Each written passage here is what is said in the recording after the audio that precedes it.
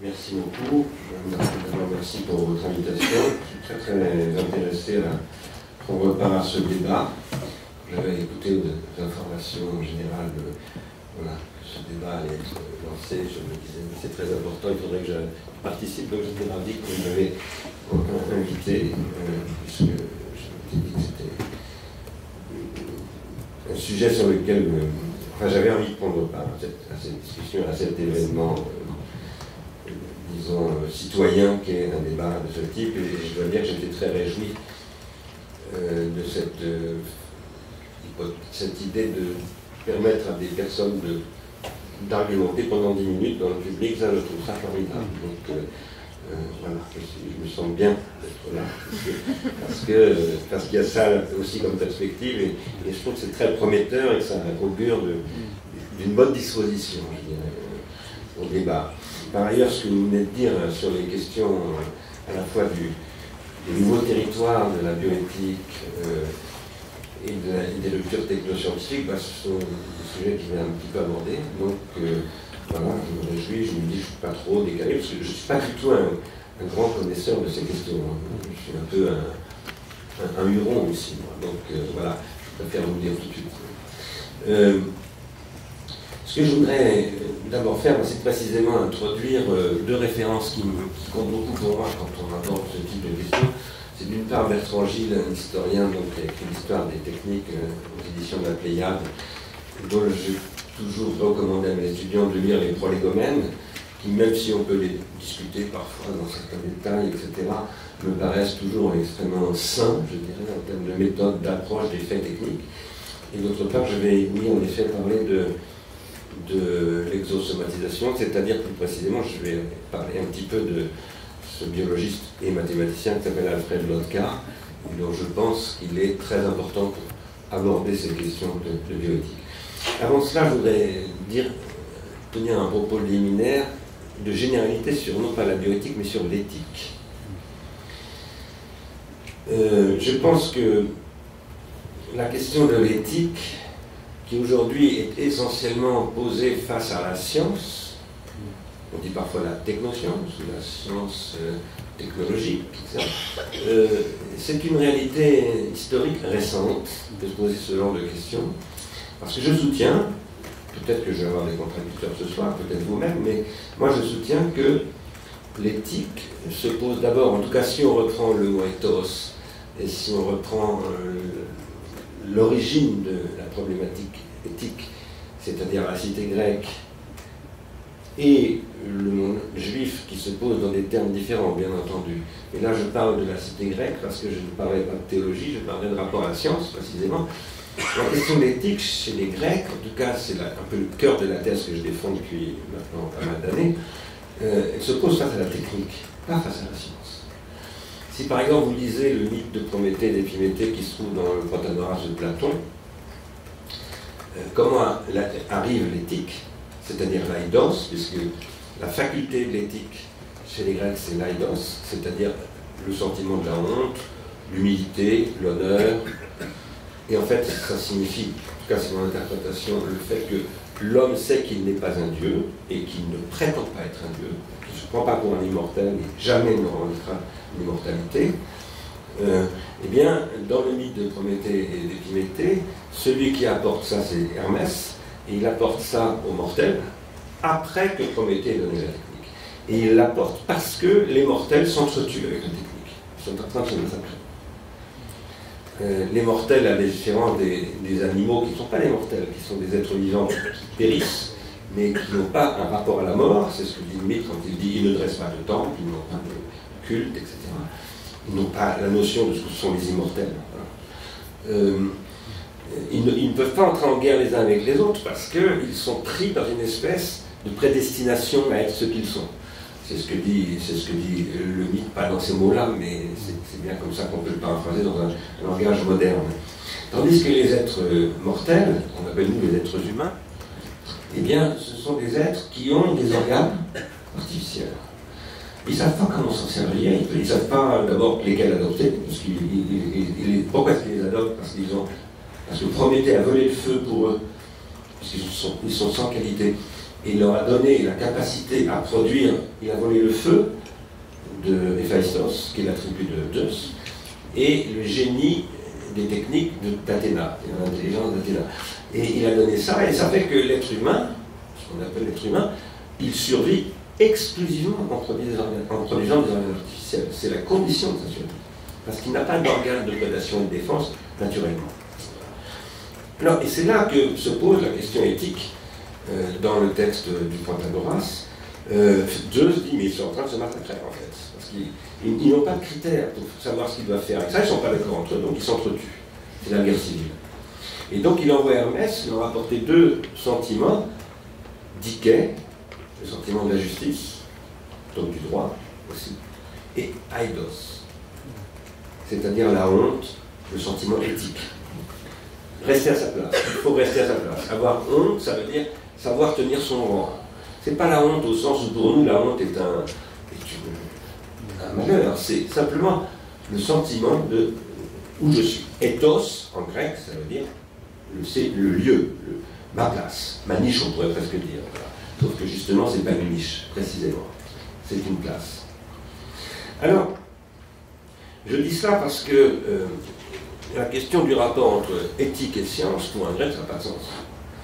Ça n'a pas de sens parce que la science, en tant qu'elle est elle-même canoniquement, d'ailleurs elle n'est pas encore la science, elle s'appelle la philosophie, elle n'est pas encore distinguée clairement de la philosophie, en tant qu'elle se donne canoniquement comme but de produire des vérités apodictiques, c'est-à-dire sur le modèle de la géométrie, ce qui restera le modèle de la philosophie jusqu'au XVIIe siècle, au moins, la science n'est pas un objet d'éthique. Parce que la science, de toute façon, n'a pas de conséquences pratiques, c'est un objet théorique. Voilà. Ça donne des critères, ça produit des idéalités. Et donc, il n'y a pas de débat éthique et science pour un grec, ça n'a pas de sens. Par contre, éthique et technique, oui, ça a tout à fait un sens. Alors, comment c'est-il que nous soyons confrontés à cette question? Eh bien, c'est parce que la science a muté. Parce que la science, à partir de la fin du XVIIIe siècle en particulier, ou au début du XIXe siècle, est devenue ce que parfois certains appellent la technoscience, ou ce que Heidegger appelait la technique moderne, et qui est une technique, pardon, qui est une science fondamentalement liée à la technique, et pas simplement au sens où Gaston Bachelard va dire il n'y a pas de science moderne sans appareil, sans instrument, c'est aussi ça, bien entendu, c'est même très important. Mais d'abord parce qu'elle devient une fonction de production. Ce qui fait l'évolution fondamentale de la science au XIXe siècle, c'est que ça devient non seulement une fonction de production, j'ai beaucoup travaillé là-dessus, moi, sur le rapprochement entre Boulton et Watts, voilà, qui est la naissance, c'est ce que dit Bertrand Gilles, mais je pense qu'il a tout à fait raison, d'ailleurs c'est repris par de nombreux historiens des sciences, c'est la rencontre entre Watts, un scientifique, ingénieur et physicien, et Boulton, un entrepreneur, qui constitue la révolution industrielle, à proprement parler, qui déclenche véritablement ce qui va produire le machinisme industriel. Dans ce contexte-là, la science, on peut se poser la question, c'est un peu une provocation, hein, ce que je vais dire maintenant, mais on peut se poser la question, est-ce que la science est encore vraiment une science? À partir du moment où la science est prise dans une causalité efficiente qui est celle de la technique, et à partir du moment où elle est même pilotée par la cause efficience, puisqu'elle est devenue une fonction de production, elle est pilotée par ce qu'on appelle le ROI, le Return on Investment. Et ça, c'est Phillips qui, au début du XXe siècle, en 1920 à peu près, crée avec le Dr. Holtz le premier laboratoire de physique dans une entreprise privée, voilà, qui fait de la physique en vue d'un projet industriel. Est-ce que c'est encore de la science? Je pense que oui, mais ça n'est plus du tout de la science au sens où les Grecs concevaient la science, à mon avis. Voilà. Je pense que c'est quelque chose de nouveau. Et si je le souligne, c'est parce qu'aujourd'hui, nous sommes confrontés à un immense malaise, voilà, qui n'est pas simplement lié à la bioéthique, mais qui est lié à peu près à tout ce qui se produit aujourd'hui sous les effets de la disruption, pour reprendre cette terminologie que vous avez employée vous-même tout à l'heure, et que ce processus disruptif, eh bien, qu'est-ce qu'il produit? Il produit, d'une certaine manière, une explosion de tous les repères, de tous les jalons, de tous les critères par rapport auxquels on était capable, dans une société, de prendre des décisions. Parce que l'éthique, c'est une prise de décision. Pratiquer une éthique, Ça n'est pas simplement se conformer à une morale, par exemple, et avoir un modèle qui existe. C'est toujours faire de la casuistique, d'ailleurs. C'est être confronté à des problèmes qui n'ont pas de solution donnée, qui n'ont pas de solution pour lesquelles il y a des prescriptions données. Il faut que la société prenne des décisions. C'est ça la question de l'éthique. Alors, la bioéthique, dans cette affaire, évidemment, touche à quelque chose de très très spécifique, qui est la possibilité d'une technicisation du vivant. Ce qui, par ailleurs, touche évidemment à la notion de nature, au corps, bref, à tout ce qui est le plus intime dans la vie des individus et des sociétés. La question éthique, c'est ce qui définit des limites, par ailleurs, et ces limites, si on les franchit, elles compromettent quelque chose. Alors, qu'est-ce qu'elles compromettent? Ça, c'est tout le problème aujourd'hui, de définir ce qu'elles compromettent. Pendant longtemps, ce n'était pas un problème, parce qu'elles compromettaient Dieu, elles compromettaient la création, elles compromettaient la théologie, et c'était un canon, ce n'était pas le canon de la géométrie, c'était le canon de la théologie, et c'était un canon absolument prescripteur, c'est-à-dire totalement indépassable. Aujourd'hui, voilà, il n'y a plus cette critériologie-là, donc il y a quelque chose. Qu'est-ce qui est compromis? Qu'est-ce qui peut être compromis si on franchit des limites? Est-ce que, par exemple, c'est la vie en tant que telle? Est-ce que c'est la société, par exemple, la solidarité sociale? On pourrait dire oui, la vie peut être menacée, on pourrait dire oui, la société peut être menacée. Est-ce que c'est la moralité? Qu'est-ce que c'est que la moralité? Si on n'a plus de référence divine, si on n'a plus de référence de ce type-là, eh bien, c'est la solidarité organique des sociétés, un petit peu au sens où, à la fois Durkheim en parle dans un livre dont j'ai oublié le titre, et dont Bergson en parle aussi dans les deux sources de la morale et de la religion. Alors, je voulais dire ces choses en préalable, et maintenant je vais introduire deux positions théoriques sur lesquelles je m'appuie personnellement toujours pour penser ces questions. La première, c'est donc Bertrand Gilles, un historien, et la deuxième, c'est le biologiste Alfred Lotka. Que dit Bertrand Gilles? Bertrand Gilles explique d'abord que toute société est constituée par un rapport à un système technique qui dépasse cette société. La société, qu'est-ce qui constitue la société en tant que telle? C'est une synthèse, généralement territoriale, ça peut être un territoire sédentaire ou un territoire nomade d'ailleurs, mais c'est une synthèse de ce qu'il appelle les systèmes sociaux. Le système de parenté, le système éducatif, le système religieux, le système de droit, le système commercial, etc. Et il dit, une société, fondamentalement, c'est la synthèse de tout ça. Et en général, ça se synthétise territorialement. Voilà. Il peut y avoir des exceptions, parce qu'avec les grandes religions, par exemple, les grandes religions monothéistes, il y a une distribution à travers voilà. Mais je ne vais pas en traiter, on n'a pas le temps. Et puis il dit, par ailleurs, une société est ce qui s'approprie à travers ces systèmes une technique. Une technique qui très souvent est en excès sur le territoire. Il n'y a pas, par exemple, la technique des Égyptiens ne se limite pas à l'Égypte. La technique des Romains ne se limite pas à Rome, etc., etc. Pourquoi? Parce que la technique elle-même forme un système. La société est formée par des systèmes sociaux.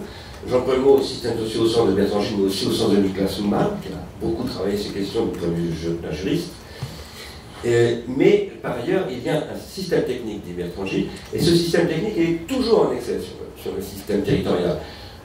André Mauroy disait la même chose, non pas sur les sociétés historiques, mais sur les sociétés ethnographiques, les petites sociétés qu'il avait étudiées en Asie dans les années 30 et 40. Il disait que la technique excédait toujours ce qu'il appelait la cellule ethnique. Alors, ce que dit par ailleurs Bertrand Gilles, qui est très important, c'est que le système technique, au départ, est relativement stable, mais entre régulièrement en perturbation. Un peu comme il y a les volcans, de temps en temps, d'éruptions. Au départ, les perturbations de système technique arrivent tous les millions d'années. Voilà. Le passage du chopper au biface, grosso modo, 1 million d'années. Puis c'est de l'ordre des centaines de milliers d'années, puis des dizaines de milliers d'années, puis des milliers d'années. Par exemple, le passage du paléolithique supérieur au néolithique, c'est quelques dizaines de milliers d'années. Et puis le passage du néolithique, du début du néolithique à la Grèce, par exemple, c'est quelques milliers d'années. Et puis, voilà, les Grecs, les Romains, tout ça, c'est quelques centaines d'années. Et la révolution industrielle, c'est 70 ans, la première révolution industrielle. Il appelle ça la révolution thermodynamique. Lui, je veux dire Bertrand Gilles. Il dit en 70 ans, il faut que la société se reconfigure complètement. Qu'est-ce qui se passe? en France, Napoléon crée un certain nombre de grandes écoles, etc., et ces grandes écoles ont pour but de faire en sorte que l'État crée les transformations juridiques, infrastructurelles, éducationnelles, etc., pour pouvoir s'adapter, exactement, pour pouvoir adopter ça. Et à Berlin, eh bien, Humboldt concrétise le conflit des facultés de Kant et crée l'université de Berlin, qui est à mon avis bien mieux conçue que celle de ce qui est mis en place par Napoléon, et ça fera que la Prusse sera très puissante au XIXe siècle et qu'il y aura des très gros conflits entre la France et l'Allemagne. Ça, c'est mon interprétation, peut-être que les historiens contesteraient. Mais si je vous dis ça, c'est parce que ce que fait apparaître Bertrand Gilles, c'est qu'à partir du début du XIXe siècle, c'est-à-dire du début de l'Anthropocène, on a une accélération de l'évolution technologique et qui crée un désajustement permanent entre la technique, c'est-à-dire la science, puisque cette technique est devenue en fait une technologie, et la technologie intègre la physique, les mathématiques, etc., aujourd'hui la biologie. Et donc il y a un désajustement entre la technoscience, disons, appelons ça comme ça, qui se transforme de plus en plus vite, et les systèmes sociaux. C'est géré pendant. Il explique que, voilà, quand il publie son bouquin en 1977, il dit que ça a été géré, ça, par Napoléon, etc. Aujourd'hui, c'est géré par le général de Gaulle. Bon, aujourd'hui, quand il écrit ce bouquin, il sort à peine du gaullisme. Voilà. Et le livre sort à la Pléiade en 1977, c'est Valéry Giscard d'Estaing qui est là, et qui assure encore ce genre de choses, même si Giscard d'Estaing veut casser un peu ce genre de choses. Mais aujourd'hui, nous ne sommes plus du tout dans ce monde-là. Nous sommes dans un monde où l'évolution technique est absolument permanente, c'est la disruption, il n'y a plus aucune stabilité du système technique, et du coup, on se demande à quoi sert l'État. On se demande à quoi sert la régulation, parce qu'on se dit qu'il n'y a même plus de systèmes sociaux. Mais du coup, il y a aussi une montée anti-européenne, qu'on appelle populiste, etc., qui est extrêmement violente. Et je pense que c'est un effet direct de ces questions-là. Alors, si je dis ça, c'est parce que je crois que, aujourd'hui, aborder des questions bioéthiques, c'est revendiquer une nouvelle épistémologie et une nouvelle épistémée. C'est-à-dire, c'est aussi revenir à l'épistémologie des sciences, fondamentalement. Parce que la science d'aujourd'hui n'est pas la science du XVIIIe siècle. Nous continuons à théoriser tout ça avec Condorcet, avec Kant, etc., qui sont des philosophes merveilleux que j'adore, mais ils ne connaissent pas ça. Et en particulier, ils ne peuvent absolument pas imaginer deux sujets, premièrement l'entropie, et deuxièmement l'exosomatisation. Par exemple, il y a quelqu'un qui a parlé de l'exosomatisation bien avant l'autre cas, c'est Herder. Herder, à la fin du XVIIIe siècle, écrit un livre extrêmement intéressant dans lequel il dit si l'homme se met à penser et à noétiser, c'est-à-dire à élaborer des modèles théoriques, etc., c'est parce qu'il marche sur deux pieds. Et ça, Kant le ridiculise, il dit mais c'est absolument ridicule de dire un truc comme ça. Le savoir est basé sur les jugements synthétiques a priori, c'est-à-dire sur le transcendantal. En aucun cas, ça peut être une cause empirique. Aujourd'hui, nous savons bien que, enfin nous savons bien, il y a des philosophes qui ne sont pas du tout d'accord avec ce que je vais dire maintenant, peut-être dans la salle, mais en tout cas, il est très difficile aujourd'hui de continuer à tenir une position transcendantaliste, je dirais, pure et dure. Hein. Et par ailleurs, eh bien, je vais aller vers l'autre cas maintenant. Je n'ai pas du tout regardé le temps dans le discours, donc j'espère que je ne dépasse pas trop. Je pense que l'autre cas apporte là des perspectives tout à fait nouvelles. Alors, je m'intéresse à l'autre cas depuis peu de temps, donc je ne suis pas un grand connaisseur de l'autre cas. Juste pour vous situer qui est l'autre cas, c'est un mathématicien que j'ai découvert par un autre mathématicien d'ailleurs, qui s'appelle Nicolas Georgescu-Roegen, qui est économiste. Tous les deux étaient mathématiciens, tous les deux cherchaient du boulot, et tous les deux ont travaillé dans des champs applicatifs des mathématiques, donc l'autre cas dans la biologie, et Georgescu-Roegen dans l'économie. Georgescu-Roegen, qui était émigré, qui fuyait le fascisme, puis le communisme aux États-Unis, a été embauché par Joseph Schumpeter. Il est devenu son assistant. Donc c'est quelqu'un qui connaît très très bien l'économie industrielle et qui la critique. Je dirais pourquoi tout à l'heure. Et c'est parce qu'il fait cette critique en se référant à Alfred de Lotka que finalement je me suis mis à étudier Lotka. Et Lotka, c'est quelqu'un qui est un généticien, qui est un spécialiste de la génétique des populations et qui fait des formalismes mathématiques pour aborder ce type de questions et qui intègre des modèles, des formalismes de l'entropie, de la théorie de l'entropie. Alors, si j'introduis ça, c'est parce que ce que je vais dire maintenant concerne un petit peu la question de l'entropie, même si je ne développerai pas. Ce que dit Lotka, et ça il ne le dit que tardivement, il tourne autour, je pense, de ce sujet pendant des années, mais il ne le dit que très tardivement, il le dit en 1945, 2 ans avant sa mort. Donc c'est une proposition qu'il ne va pas développer théoriquement. C'est un programme scientifique en quelque sorte. Voilà. C'est dans un article qui est paru donc, dans Human Biology, Il dit j'observe les êtres humains depuis longtemps, je viens de vivre 2 guerres mondiales, je vois les capacités de destruction qu'ont ces êtres humains. Il parle comme Zeus. Comme Zeus s'intéressant à Hermès, il dit mais c'est incroyable ce qu'ils font avec leurs instruments, ils se massacrent. Il dit il faut arrêter de penser la biologie humaine chez un modèle biologique classique. Les êtres humains, ce sont des gens qui produisent des organes artificiels. Et ces organes artificiels, eh bien, ils ont un gros défaut, c'est qu'ils ne sont pas prescrits par les lois de la biologie. Mon foie, en principe, répond à des lois de la biologie, de la physiologie, de la zoologie, etc. Bon, a priori, il peut tomber malade, etc. Bon, mais a priori, il fonctionne.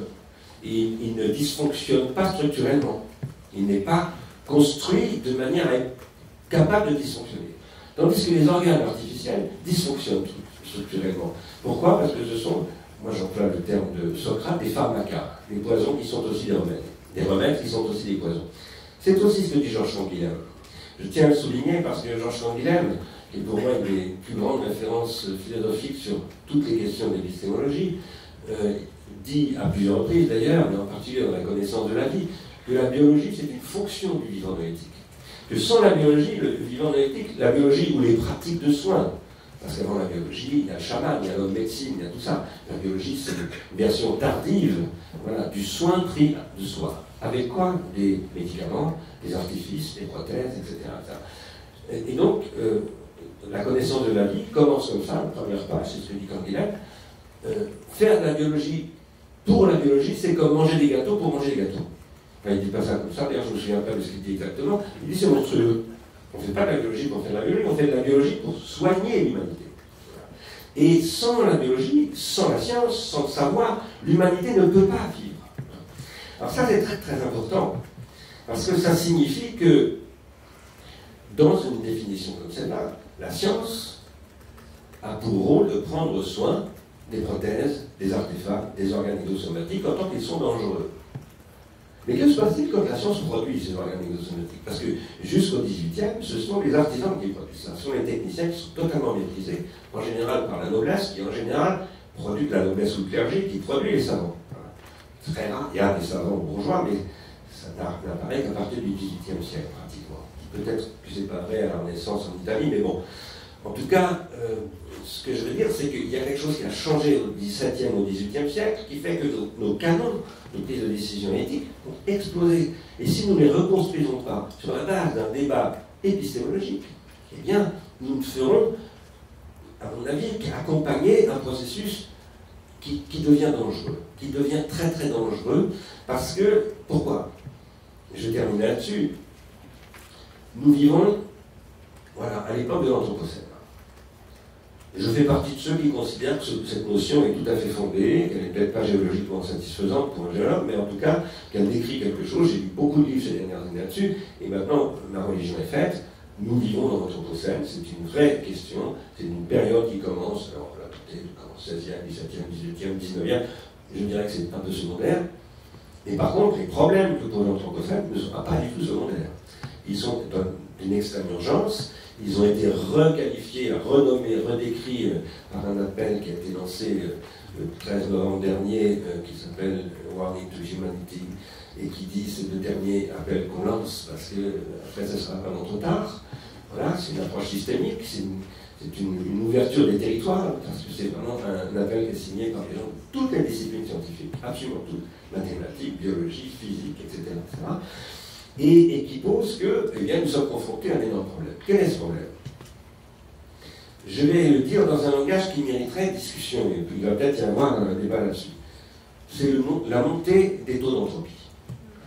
C'est la montée des taux d'entropie, sachant que, je dis il va y avoir débat, d'abord parce que, comme l'a dit Maël Montelli qui est dans la salle, mais le réchauffement climatique, c'est une montée de la température, donc en principe, c'est une diminution de l'entropie. Voilà, si on prend les choses un peu comme ça, bien sûr que non, mais je pense qu'il va aller d'accord avec moi pour dire que ce n'est pas le cas, mais en tout cas, ça ne saute pas aux yeux. Enfin, si on veut vraiment parler thermodynamique, on peut dire non, finalement, c'est une diminution d'entropie. Non, ce n'est pas une diminution d'entropie, c'est une augmentation d'entropie. Et puis par ailleurs, moi j'emploie le mot entropie en 3 sens différents. Le sens thermodynamique, le sens qui ne doit pas être métaphorique, mais qui n'est pas celui de la thermodynamique, qui est le sens de la biologie, c'est-à-dire la réduction de la biodiversité. C'est de l'entropie, mais pas thermodynamique, pas seulement thermodynamique. Et troisièmement, l'entropie informationnelle, comme on l'appelle parfois, disons l'entropie qui détruit les processus de noétisation, de délibération, de pensée, et qui remplace le savoir par l'information. Et ça veut dire par les automates, ça veut dire par le calcul, et qui rend tout ça calculable.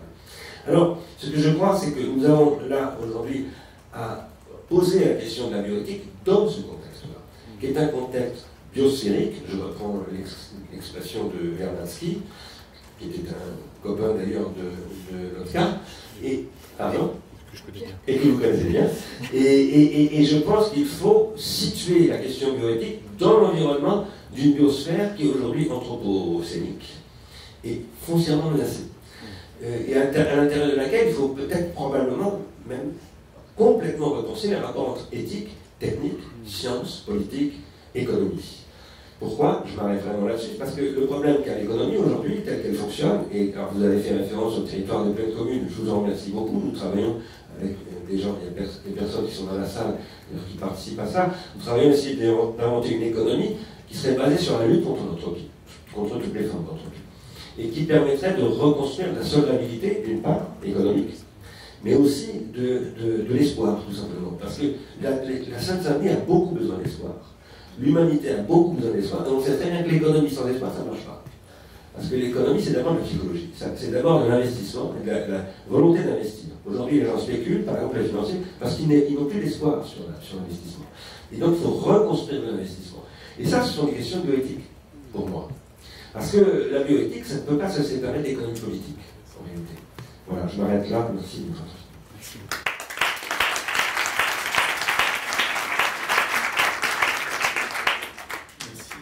Pour cette première intervention qui a posé le cadre de votre pensée et de votre analyse du contexte. Parce qu'évidemment, on ne peut pas penser la bioéthique et ces nouveaux territoires sans prendre la mesure du contexte dans lequel on est, de son évolution.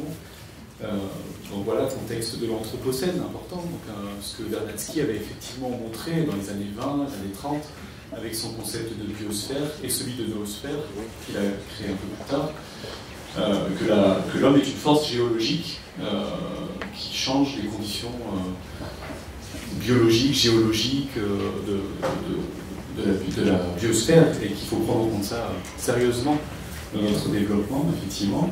L'accélération, j'ai entendu, alors ça, effectivement, l'accélération, on y reviendra, parce qu'il me semble que moi, sur la possibilité d'une bioéthique, on ne peut pas ignorer ce contexte d'accélération qui crée des désajustements ou des désynchronisations, et qui sont des objets de la bioéthique, qui doivent être des objets de la bioéthique.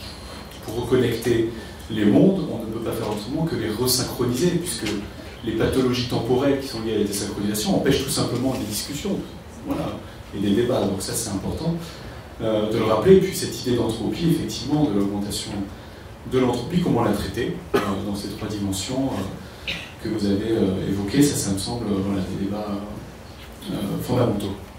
Et j'ai beaucoup aimé, c'est la transition avec l'intervention de Muriel, cette idée qu'il n'y a pas de réflexion bioéthique sans un renouvellement de la pensée épistémologique, et donc de renouvellement de notre représentation des sciences, de ce que l'on appelle même la science aujourd'hui. Et donc, voilà, peut-être que ça c'est la préoccupation majeure du travail de Muriel dans sa pratique, de quelle science faisons-nous aujourd'hui et quels sont les moyens que l'on a pour la reconnaître, pour identifier un certain nombre de pratiques qui sont peut-être pas tous à fondre dans ce qu'on appelle la technoscience, comme grande catégorie.